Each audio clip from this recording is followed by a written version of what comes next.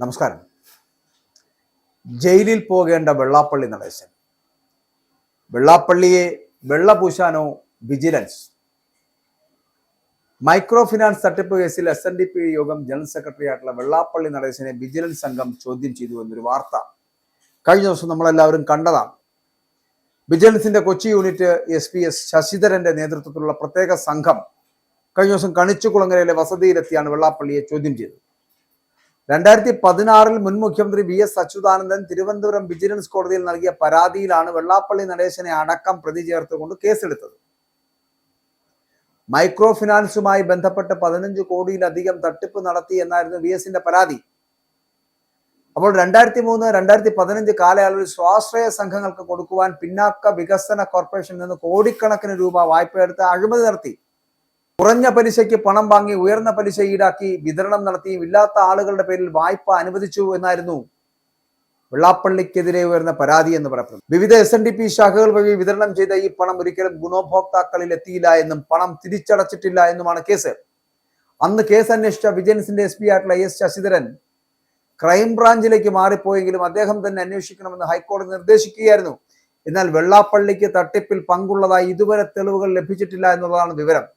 വെള്ളാപ്പള്ളിക്കും അല്ലെങ്കിൽ വെള്ളാപ്പള്ളി അടക്കം 5 പ്രതികളെ ഉൾപ്പെടുത്തിക്കൊണ്ടാണ് FIR തന്നെ രജിസ്റ്റർ ചെയ്തിരിക്കുന്നത്. പിന്നാക്ക വികസന കോർപ്പറേഷൻ മുൻ MD ആയിട്ടുള്ള നജീബ്, നിലവിലെ MD ആയിട്ടുള്ള Dileep Kumar, micro finance chief കോർഡിനേറ്ററായുള്ള KK മഹേശൻ, SNDP യൂണിയൻ നേതാവായിട്ടുള്ള ഡോക്ടർ MN സോമൻ എന്നിവരെ പ്രതി ചേർത്തുകൊണ്ടുള്ള അല്ലെങ്കിൽ ഉൾപ്പെടുത്തിക്കൊണ്ടുള്ള ഒരു FIR. SNDP യോഗം ജനറൽ സെക്രട്ടറി ആയിട്ടുള്ള വെള്ളാപ്പള്ളി നടേശൻ മുഖ്യപ്രതിയായിട്ടുള്ള കേസിന്റെ അന്വേഷണം വേഗത്തിലാക്കണമെന്ന് ഹൈക്കോടതി കഴിഞ്ഞ ജൂലൈയിൽ നിർദ്ദേശം നൽകിയിരുന്നു. അന്ന് വിജിലൻസിന്റെ SP ആയിരുന്ന S ശശിധരനെ കേസ് അന്വേഷണം തുടർന്ന് നടത്തണമെന്ന് ഹൈക്കോടതി ഇപ്പോൾ നിർദ്ദേശിക്കേണ്ട കാരണം എന്തായിരുന്നു എന്ന് മനസ്സിലാക്കുക.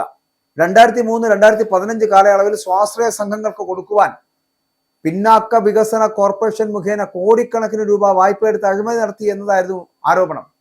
പിന്നാക്ക വികസന കോർപ്പറേഷൻ മുഖേന കുറഞ്ഞ പലിശയ്ക്ക് വായ്പ എടുക്കുകയും അത് ഉയർന്ന പലിശയ്ക്ക് ഈടാക്കി വിതരണം ചെയ്യുകയും ഇല്ലാത്ത ആളുകളുടെ പേരിൽ വായ്പ അനുവദിക്കുകയും ചെയ്യുന്നു എന്നുള്ളതാണ് പരാതി.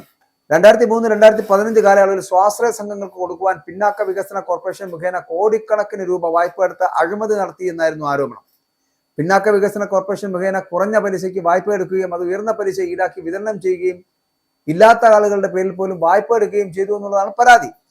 അച്ചാർ, ജാം, സോപ്പ് നിർമ്മാണ യൂണിറ്റുകൾ തുടങ്ങി ചെറുകിട സംരംഭങ്ങളുടെ പേരിൽ വ്യാജമായിട്ടുള്ള പദ്ധതി ഉണ്ടാക്കി. 2014 മുതൽ 2014 ജൂൺ 19 പിന്നാക്ക വികസന കോർപ്പറേഷൻ കൊല്ലം ശാഖയിൽ അവിടെ നിന്ന് SNDP 5 കോടി രൂപ വായ്പ എടുത്തത് എന്നുള്ളതാണ്. കോർപ്പറേഷൻ അധികൃതർ അന്വേഷിച്ചെത്തി നടപടിയെടുത്തപ്പോഴാണ് തങ്ങളും അല്ലെങ്കിൽ പലരും തങ്ങളുടെ പേരിൽ ഇങ്ങനെ വായ്പ എടുത്ത വിവരം തന്നെ അറിയുന്നത് എന്നുള്ളത്. അപ്പൊ ഏകദേശം 5000-ഓളം കുടുംബങ്ങൾ ഇതിന്റെ പേരിൽ റവന്യൂ റിക്കവറി നടപടികൾ നേരിടുന്ന സാഹചര്യം ഉണ്ടായി. അതിനെ തുടർന്നാണ് ഇപ്പോൾ ഈ സംഭവം പുറത്തു വന്നിരിക്കുന്നത്. എന്നാൽ പത്തനംതിട്ട SNDP യൂണിയൻ പ്രസിഡന്റും കെപ്കോയുടെ ചെയർമാനുമായുള്ള K പത്മകുമാറിനെ പ്രതിയാക്കിക്കൊണ്ട് 2015 നവംബറിൽ കേസ് രജിസ്റ്റർ ചെയ്യപ്പെട്ടിരുന്നു. തുടർന്ന് 12ഓളം കേസുകൾ ഇതുമായിട്ട് ബന്ധപ്പെട്ട് രജിസ്റ്റർ ചെയ്യപ്പെട്ടു. തുടർന്ന് SNDP യോഗം യൂണിയനുകളിൽ നടത്തിയ മൈക്രോ ഫിനാൻസ് പദ്ധതിയിൽ വ്യാപകമായിട്ട് അഴിമതി നടന്നു എന്ന് കാണിച്ച് അന്നത്തെ പ്രതിപക്ഷ നേതാവായിരുന്ന VS അച്യുതാനന്ദൻ നൽകിയ പരാതി. ആ പരാതിയിൽ സ്ത്രീകളുടെ പേരിൽ വ്യാജ പദ്ധതി ഉണ്ടാക്കി കേരള സംസ്ഥാന പിന്നാക്ക വികസന കോർപ്പറേഷനിൽ നിന്ന് കുറഞ്ഞ പലിശയ്ക്ക് SNDP യോഗം 5 കോടി രൂപ വായ്പ എടുത്തതായിട്ടാണ് ഇതിന്റെ വിതരണത്തിൽ വലിയ ക്രമക്കേട് നടന്നിട്ടുണ്ട് എന്നുള്ള ആരോപണം അടക്കമുണ്ട്. VS അച്യുതാനന്ദൻ ഒക്ടോബർ 13 ആഭ്യന്തരമന്ത്രി രമേശ് ചെന്നിത്തലയ്ക്കാണ് പരാതി നൽകിയത്. എന്നാൽ പരാതിയിൽ നടപടിയെടുക്കാത്തതിനെ തുടർന്ന് VS രണ്ടാമതും പരാതി നൽകി.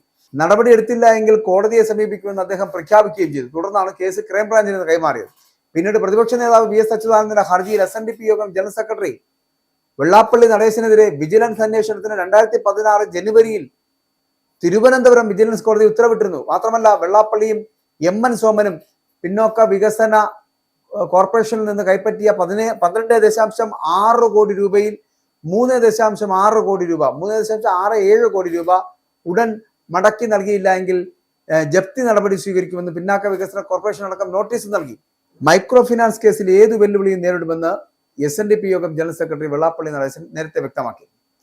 ഒരു കുറ്റവും ചെയ്തിട്ടില്ല താനെന്നും അതുകൊണ്ട് കേസിൽ നിന്ന് ഒളിച്ചോടില്ല എന്നും FIR ഇട്ടതുകൊണ്ട് താൻ കുറ്റവാളിയാകില്ല എന്നും മുഖ്യമന്ത്രി പിണറായി വിജയനെ കണ്ട് കാര്യങ്ങൾ ബോധ്യപ്പെടുത്തുന്നതൊക്കെ വെള്ളാപ്പള്ളി പറയുന്നുണ്ട്. മൈക്രോ ഫിനാൻസ് തട്ടിപ്പ് കേസിൽ വെള്ളാപ്പള്ളി നടേശനെ വിജിലൻസ് ചോദ്യം ചെയ്തത് സത്യത്തിൽ അയാളെ വെള്ളപൂശാനാണോ എന്ന് ചോദിച്ചാൽ അതിനുത്തരം കൂടി പറയണം സർക്കാരെ എന്ന് പറയേണ്ടിയിരിക്കുന്നു. 15 കോടിയിലധികം തട്ടിപ്പ് നടത്തിയെന്ന മുൻ മുഖ്യമന്ത്രി വി എസ് അച്യുതാനന്ദൻ നൽകിയ പരാതിയിലാണ് ഇപ്പോഴത്തെ ഈ നടപടി എന്ന് പറയപ്പെടുന്നത്. സത്യത്തിൽ ഇത് വെള്ളാപ്പള്ളിയെ രക്ഷിക്കുവാനുള്ള തന്ത്രമല്ലേ? ഭരണമാറ്റത്തിന് മുമ്പുള്ള വിജിലൻസിന്റെ ഈ നീക്കം എന്ന് പറയപ്പെടുന്നത് വെള്ളാപ്പള്ളിക്ക് ക്ലീൻ ചിറ്റ് നൽകാനല്ലേ എന്നുള്ള ചോദ്യം പൊതുസമൂഹം ചോദിക്കുന്നുണ്ട്. ആ ചോദ്യത്തിനു കൂടി മറുപടി പറയുവാൻ പിണറായിയുടെ ഈ സർക്കാരിനും കഴിയണം.